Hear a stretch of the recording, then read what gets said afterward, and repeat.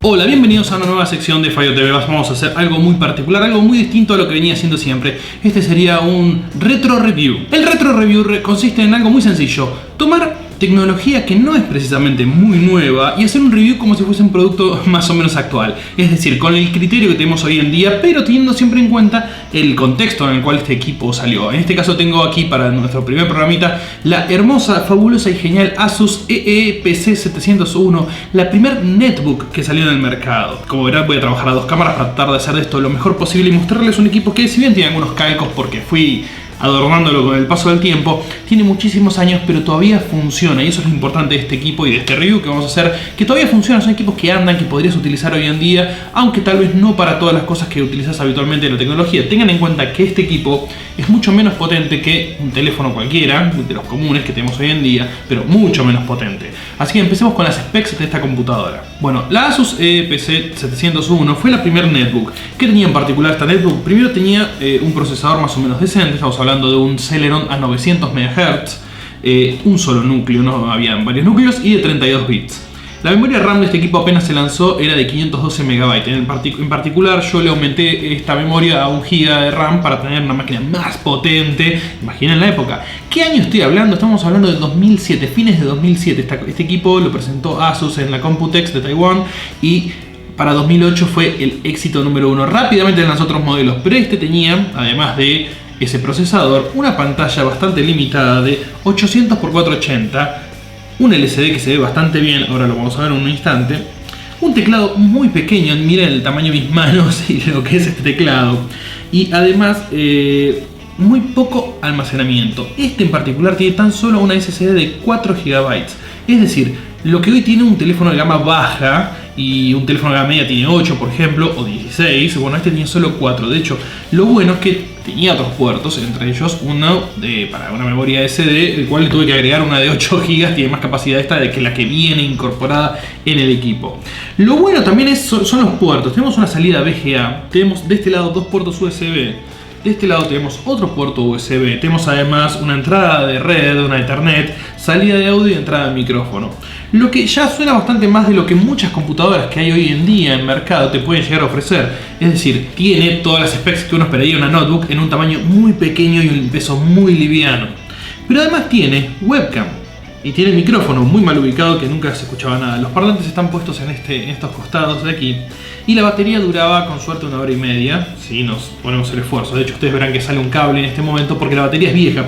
Y con las baterías viejas tenemos el problemita de que a veces no funcionan más. En otros equipos que les voy a mostrar no tengo nada de batería, tengo que usarlas constantemente enchufado. Este, bueno, podría sobrevivir. Una de las ventajas es que sigue siendo una PC. Es decir, estamos hablando que yo todavía puedo instalarle software bastante actualizado. Si logramos encenderla, obviamente. Como les decía, una de las ventajas de este equipo es que sigue siendo una PC. Hay mucho software disponible para esto. Y como verán, en este momento está arrancando un Linux que le instalé. Debian Linux, que es bastante potente y bastante útil para una computadora como esta. ¿Por qué útil? Porque cualquier otro sistema operativo requiere demasiado procesador, demasiada memoria RAM y demasiado almacenamiento. Aquí tengo la suerte de que puedo utilizarlo en esta pequeña maquinita y puedo utilizarlo para muchas cosas. Es un Linux, estoy instalando un Linux común y corriente con un browser, un Chromium, una identidad bastante coherente, un estilo gráfico común y corriente, así que no hay nada especial que hay que aprender, no hay que trabajar directamente de consola, aunque es la mejor máquina para trabajar de consola. Podemos utilizar un entorno gráfico sin ningún problema. Y si bien las teclas son pequeñas y parecen bastante desastrosas, son muy cómodas cuando te acostumbras. Tengan en cuenta que escribimos en la pantalla de un celular con teclas mucho más pequeñas que estas. ¿Por qué no vamos a poder escribir en una notebook tan pequeña, una netbook?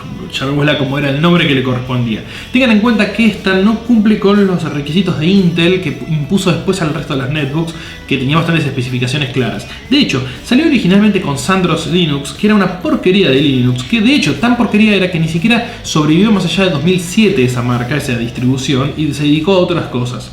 Hoy por hoy no existe, está discontinuado completamente, y le abrió el puerto y el espacio a Debian, que es prácticamente el mejor entorno que podemos encontrar para mantener máquinas viejas funcionando.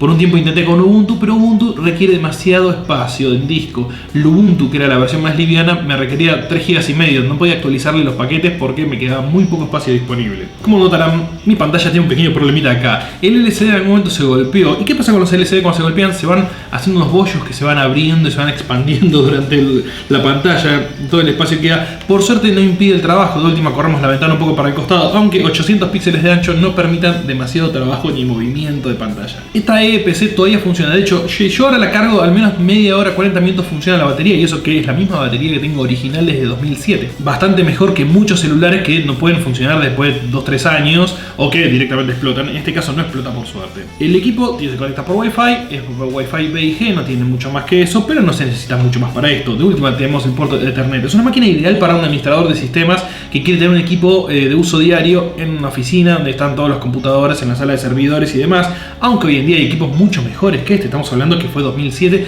fue un boom. ¿De dónde viene la EPC? Si alguno se acuerda, hubo un proyecto que fue la OLPC, que era la computadora para niños que querían repartir por $100 en todo el mundo.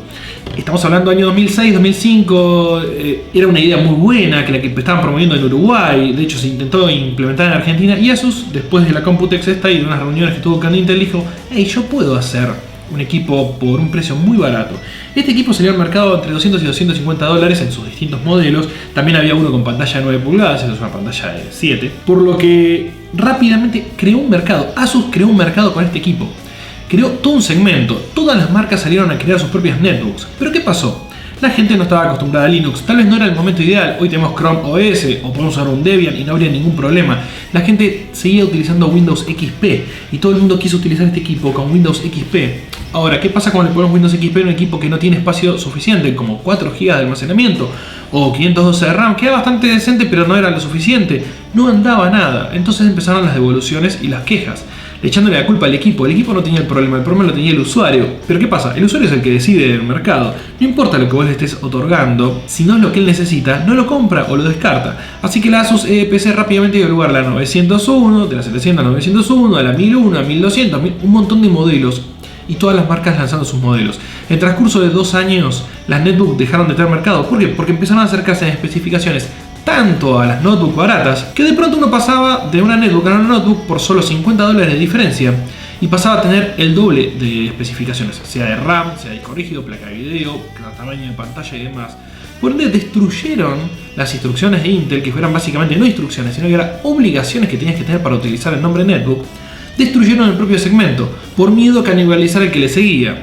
Un error estratégico de Intel que no se entendió mucho en su momento, pero que derivó en que pocos años después del nacimiento de las netbooks, este mercado desapareciera completamente.